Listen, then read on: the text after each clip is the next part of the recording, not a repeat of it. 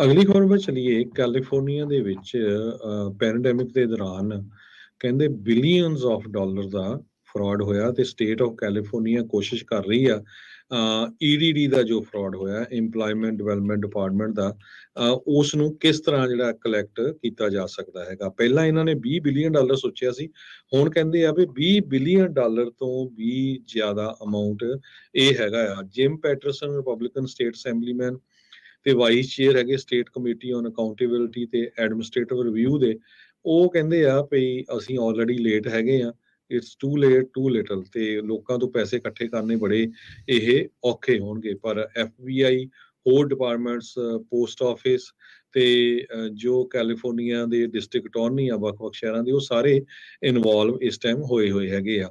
California ਦੇ ਕੱਲੇ ਦੇ ਵਿੱਚ ਕਹਿੰਦੇ ਵੀ ਲੋਕਾਂ ਨੇ ਸੋਸ਼ਲ ਸਿਕਿਉਰਿਟੀ ਨੰਬਰ ਕਈਆਂ ਦੇ ਚੋਰੀ ਕਰਕੇ ਜਾਂ ਗਲਤ ਨਾਮ ਬਣਾ ਕੇ 20 ਬਿਲੀਅਨ ਡਾਲਰ ਦੇ ਕਰੀਬ, ਜੋ ਕਿ 11% ਆਫ 177 ਬਿਲੀਅਨ ਡਾਲਰ ਕਲੇਮ ਬਣਦਾ ਹੈ, ਉਹ ਪੈਸੇ ਇਕੱਠੇ ਕਰ ਲਏ। ਇੱਥੋਂ ਤੱਕ ਲੋਕਾਂ ਨੇ ਪੈਸੇ ਇਕੱਠੇ ਕੀਤੇ ਝੂਠੇ ਸੋਸ਼ਲ ਸਿਕਿਉਰਿਟੀ ਕਾਰਡ ਬਣਾ ਕੇ ਕਿ ਉਹਨਾਂ ਨੇ US ਦੀ ਸੈਨੇਟਰ ਡਾਇਨ ਫਾਈਨਸਟਾਈਨ ਦੇ ਨਾਮ ਦਾ ਵੀ ਕਾਰਡ ਬਣਾ ਕੇ ਉਸ ਦੇ ਨਾਮ ਦੇ ਉੱਤੇ ਵੀ ਜਿਹੜੇ ਆ ਅਨਪਲਾਇਮੈਂਟ ਦਾ ਮਨੀ ਕਲੈਕਟ ਕਰ ਲਿਆ।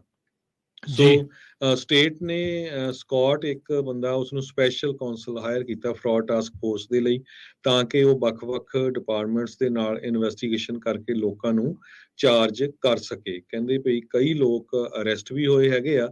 ਫੈਡਰਲ ਟਾਸਕ ਫੋਰਸ ਲਾ ਐਨਫੋਰਸਮੈਂਟ ਏਜੰਸੀ ਦੇ ਨਾਲ ਕਹਿੰਦੇ ਰਲ ਕੇ ਉਹਨਾਂ ਨੇ 500 ਤੋਂ ਵੱਧ ਲੋਕਾਂ ਨੂੰ ਆਲਰੇਡੀ ਅਰੈਸਟ ਕਰ ਲਿਆ ਹੈ ਤੇ 203 ਜਾਣਿਆਂ ਦੀ ਕਨਵਿਕਸ਼ਨ ਹੋ ਚੁੱਕੀ ਹੈਗੀ ਆ। ਈਡੀਡੀ ਦੇ EMPLOYEES ਨੇ ਵੀ ਲੋਕਾਂ ਦਾ ਜਿਹੜਾ ਡਾਟਾ 4 ਮਿਲੀਅਨ ਦੇ ਕਰੀਬ ਪੈਸੇ ਤੇ ਹੋਰ ਡਾਟਾ ਚੋਰੀ ਕੀਤਾ ਸੀਗਾ।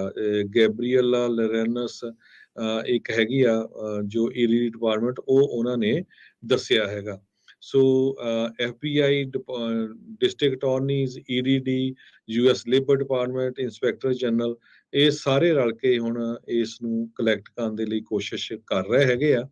ਲੈਕਸਸ ਨੈਕਸਸ ਰਿਸਕ ਸੋਲੂਸ਼ਨ ਦੇ CEO ਦੇ ਮੁਤਾਬਕ ਕਹਿੰਦੇ ਵੀ 32.6 ਬਿਲੀਅਨ ਡਾਲਰ ਦਾ ਜੋ ਫਰਾਡ ਆ ਉਹ EDD ਡਿਪਾਰਟਮੈਂਟ ਦੇ ਨਾਲ ਹੋਇਆ ਹੈਗਾ।